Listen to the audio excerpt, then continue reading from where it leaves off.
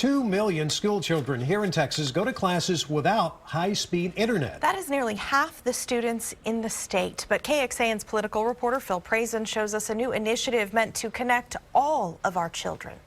Bandwidth for internet is very much like I-35. When rush hour comes, it doesn't move very fast. More lanes and higher speed limits usually means more capacity. Kevin Schwartz from AISD runs their technology learning systems. While all their classrooms connect to the web, better infrastructure means faster learning. And much of that burden has been on AISD and your local tax dollars. Well, every day it's a new challenge because the rules change, the needs go up, it's never static. Outside the big city, high-speed connection is a luxury, and children fall behind. I truly want Texas to be the state that leads the country in innovation. Governor Greg Abbott teamed up with TEA and the nonprofit Education Superhighway to speed up Texas classrooms. They'll find who needs what and make a plan to put money and resources behind it next year. Tony Sway with Education Superhighway has done it before.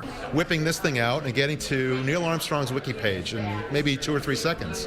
That doesn't happen in a lot of schools. And our belief fundamentally is that if there's free flow of information anywhere, it should be in the school. State leaders tell me they've never been this involved. They hope to pay for the plan with matching grants from Washington, D.C.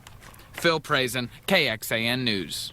And as Phil mentioned, getting high-speed internet in every classroom can be a pricey proposition for school districts. For example, the yearly cost for bandwidth at the Austin ISD is $300,000, and that does not include the millions the district spent to build the infrastructure for it.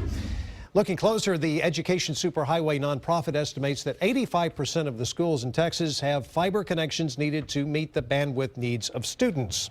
But just over half of schools in Texas have Wi-Fi in every classroom, and only 60% of school districts meet the federal internet speed goal of 100 kilobits per second for each student. Education Superhighway is not the only group working to improve broadband access for students. Back in 2013, President Obama announced the Connected initiative.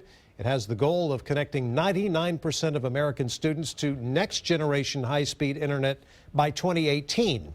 The initiative combines both government and private sector funding to achieve the goals.